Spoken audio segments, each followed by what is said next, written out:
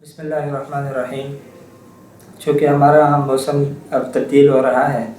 और तब्दीली मौसम की वजह से जो पानी की तलब है वो कम होती जा रही है। अगरचे जिस्म को उसकी ज़रूरत वाफ़िर होती है, लेकिन चूँकि हम लोग ठंडक के एहसास की वजह से प्यास को इतना फ़ील नहीं करते और पानी के अंदर कमी हो जाती है पानी पीने में, तो इस एतबार से फिर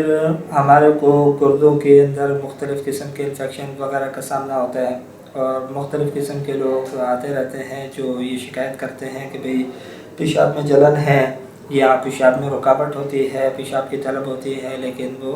ख़ारिज नहीं होता जिस वक्त हम जाते हैं, या खुल करके नहीं हो रहा, या कतरा की सूरत में आ रहा है। तो ये बुनियादी तौर पर तो ये सब कुछ होता है पानी की कमी की वजह से। लेकिन चूँकि बहरहाल आते हैं हमारे पास के भी काफ़ी पैदा हो चुका है, तो अब इसका क्या हल करें। तो इसके लिए अगरचे मैं एक अमल पित्ते और गुर्दे की पथरी के अनुमान से मैं एक वीडियो पहले भी अपलोड कर चुका हूँ, वो अमल भी इसके अंदर अक्सर है यहाँ पर चूँकि, लेकिन वो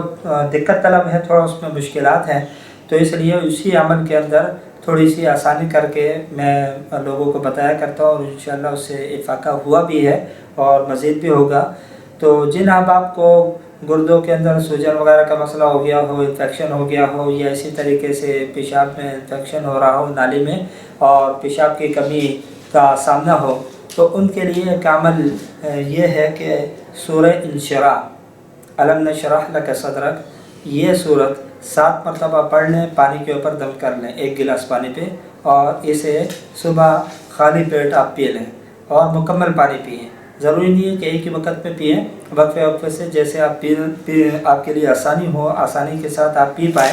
वैसे आप थोड़े थोड़े से वक्फे से उसको पूरा कर लें, लेकिन 1 गिलास पानी आप उसको पी लें। तो ये अमल जो है आप 2 से 3 दिन करें, इंशाअल्लाह जो इन्फेक्शन वगैरह हो गया होगा वो भी ख़त्म होगा, और जो पेशाब में रुकावट का सामना हो रहा है और जो जलन वगैरह का मसला हो रहा है वो भी इंशाअल्लाह इस अमल की बरकत से ख़त्म हो जाएगा। अल्लाह रब्बुल आलमीन अमल की तौफ़ीक़ अता फ़रमाए।